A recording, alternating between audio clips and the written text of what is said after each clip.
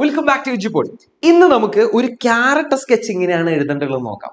So നിങ്ങൾ കഴിഞ്ഞ വർഷത്തെ ക്വസ്റ്റ്യൻ പേപ്പറുകളൊക്കെ എടുത്ത് നോക്കി കഴിഞ്ഞാൽ സ്ഥിരമായിട്ട് ചോദിച്ച് കാണാറുള്ള ഒരു സാധനമാണ് ക്യാരക്ടർ സ്കെച്ച് എന്ന് പറയുന്നത്. അതുകൊണ്ട് തന്നെ നമുക്കിത് പഠിച്ചേ മതിയോ, വേറെ വഴിയൊന്നുമില്ല. സോ ഒരു ക്യാരക്ടർ സ്കെച്ച് ഇങ്ങനെ തന്നെ എഴുതിയിരിക്കണം എന്നുള്ള സ്ട്രിക്റ്റ് ആയിട്ടുള്ള റൂൾസ് ഒന്നുമില്ല. പക്ഷേ ഒരു ക്യാരക്ടർ സ്കെച്ചിൽ എന്തൊക്കെ കാര്യങ്ങളാണ് നമ്മൾ കൊടുക്കേണ്ടത് എന്നുള്ളതിനെ കുറിച്ച് ഒരു ഫണ്ടമെന്റൽ ആയിട്ട് നമുക്ക് കുറച്ചൊരു ബോധം വേണം. പലപ്പോഴും നമ്മൾ വരുത്തുന്ന ഒരു മിസ്റ്റേക്ക് എന്ന് പറയുന്നത് നമ്മൾ അനാവശ്യമായിട്ട് കഥയിലേക്ക് ഫോക്കസ് ചെയ്യും, ക്യാരക്ടറിലേക്ക് ഫോക്കസ് ചെയ്യില്ല. അതുകൊണ്ടാണ് നമുക്ക് പലപ്പോഴും ക്യാരക്ടർ സ്കെച്ചിന്റെ മാർക്ക് പോകുന്നത്. സോ എന്തൊക്കെ കാര്യങ്ങളാണ് ഒരു ക്യാരക്ടർ സ്കെച്ചിൽ ബേസിക് ആയിട്ട് വേണ്ടത് എന്നുള്ളത് ഞാൻ പറഞ്ഞുതരാം. വളരെ കുറഞ്ഞ സമയമുണ്ട്. സോ നമുക്ക് ബേസിക് ആയ കാര്യങ്ങളിൽ നിന്ന് സ്റ്റാർട്ട് ചെയ്യാം. ഒന്നാമതായിട്ട് നമ്മൾ ക്യാരക്ടറിന്റെ പേര് വേണ്ടേ, ക്യാരക്ടറിന്റെ നെയിം വേണം. അതുപോലെ തന്നെ ക്യാരക്ടറിന്റെ റോൾ എന്താണെന്നുള്ളതും നമ്മൾ മെൻഷൻ ചെയ്യണം. ഇനി മെയിൻ ക്യാരക്ടർ ആണെന്നെങ്കിൽ നമ്മൾ യൂസ് ചെയ്യുന്ന വേർഡാണ് പ്രൊട്ടാഗനിസ്റ്റ് എന്നുള്ളത്. പ്രൊട്ടാഗനിസ്റ്റ് എന്നല്ലെങ്കിൽ നമുക്ക് സെൻട്രൽ ക്യാരക്ടർ എന്ന് പറയാം. ഇനി സെൻട്രൽ ക്യാരക്ടറിന്റെ അല്ല നമ്മൾ ക്യാരക്ടർ സ്കെച്ച് ചെയ്തെന്നുണ്ടെങ്കിൽ ആ സെൻട്രൽ ക്യാരക്ടറിന്റെ ആരാണ് ഈ പറഞ്ഞ ക്യാരക്ടർ എന്നുള്ളത് നമുക്ക് അവിടെ മെൻഷൻ ചെയ്യാൻ വേണ്ടി പറ്റണം. ഇനി ഏജ് ചില കേസുകളൊക്കെ പറയാറുണ്ട്. ഇപ്പോൾ നമ്മുടെ ഒന്നാമത്തെ ചാപ്റ്റർ അഡ്വഞ്ചേഴ്സിന്റെ ബാനിട്രിയിലേക്ക് നോക്കി കഴിഞ്ഞാൽ ഗ്രാൻഡ് ഫാദറിന്റെ ഏജ് വളരെ സ്പെസിഫിക് ആയിട്ട് അവിടെ 65 years old എന്ന് അവിടെ പറയുന്നുണ്ട്. ഇനി പറയുന്നില്ല എന്നുണ്ടെങ്കിൽ ആ ക്യാരക്ടറിന്റെ ഏകദേശം നമുക്ക് അവിടെ പറയാൻ പറ്റും. ഇപ്പോൾ ഒരു സ്കൂൾ കുട്ടിയാണെന്നുണ്ടെങ്കിൽ ഒരു സ്കൂൾ സ്റ്റുഡന്റ് ആണെന്ന് നമുക്ക് പറയാൻ പറ്റും. അപ്പൊ ഏകദേശം നമുക്ക് ആ ഒരു ഏജും കാര്യങ്ങളൊക്കെ നമുക്ക് മനസ്സിലാക്കാൻ വേണ്ടി പറ്റും. സോ ഇത്രയും കാര്യങ്ങളാണ് ബേസിക് ആയിട്ട് നമുക്ക് പറയേണ്ടത്. രണ്ടാമത്തെ കാര്യം എന്ന് പറയുന്നത് അപ്പിയറൻസ് ആണ്. ഈ ക്യാരക്ടറിനെ കാണാൻ എങ്ങനെയാണെന്നുള്ളതാണ്. ഇത് കഥയിൽ പറയുന്നുണ്ടെങ്കിൽ മാത്രം നമുക്ക് അവിടെ പറഞ്ഞാൽ മതി. ഇനിയിപ്പോൾ വളരെ യുണീക്ക് ആയിട്ടുള്ള ഫിസിക്കൽ ഫീച്ചേഴ്സ് ചിലപ്പോൾ ചില ക്യാരക്ടേഴ്സിന് പറയുന്നുണ്ടാവും. ഇപ്പോ വണ്ണം, നീളം, മുടിയുടെ നിറം, കണ്ണിന്റെ നിറം, എല്ലാ ഫിസിക്കലായ ഫീച്ചേഴ്സും കഥയിൽ പറയുന്നുണ്ടെങ്കിൽ മാത്രം പറയാം. ഇതാണ് നമ്മുടെ ഒന്നാമത്തെ പരിപാടി എന്ന് പറയുന്നത്. ഇങ്ങനെയാണ് നമ്മൾ ക്യാരക്ടർ സ്കെച്ച് എഴുതി തുടങ്ങുന്നത്.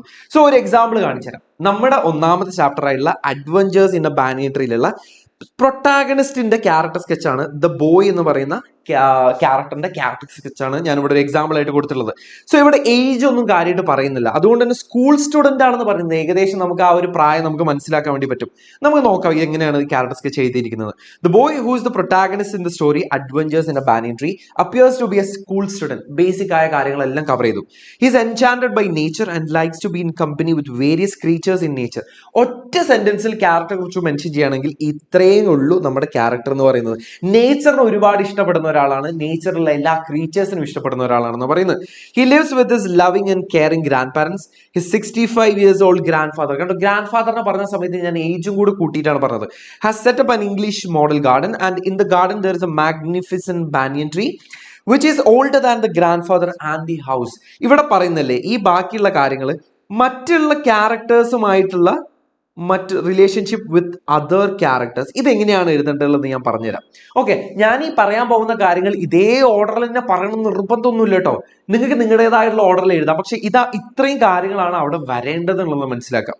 സോ ബേസിക് ആയ എല്ലാ കാര്യങ്ങളും നമ്മൾ ഇവിടെ കവർ ചെയ്തു.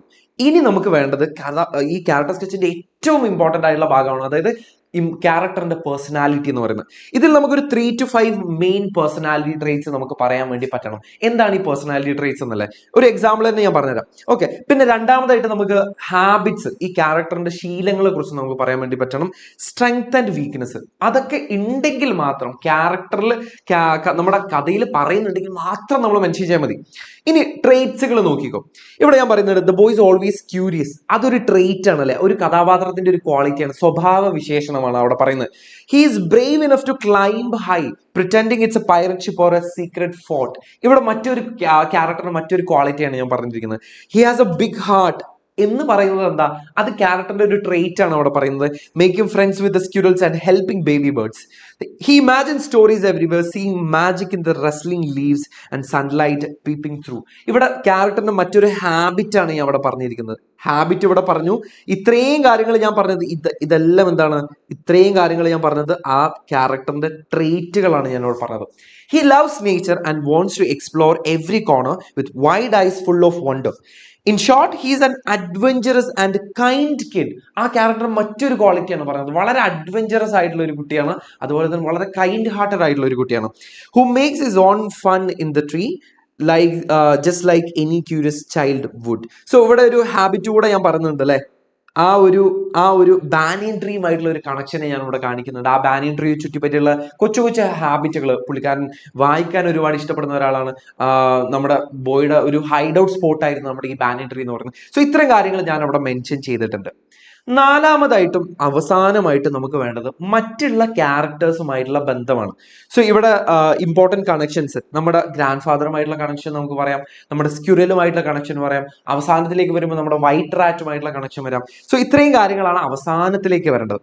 ഇവിടെ ഞാൻ കൊടുത്തിട്ടുണ്ട്, he has made friendship with one of the squirrels living in the banyan tree. ഒന്നാമതായിട്ട് ഉണ്ടാക്കുന്ന ഒരു റിലേഷൻഷിപ്പ്, ഫ്രണ്ട്ഷിപ്പ് എന്ന് പറയുന്നത് ആ ഒരു സ്ക്യുരലുമായിട്ട്, ഒരു ബേബി സ്ക്യുരലുമായിട്ടായിരുന്നു.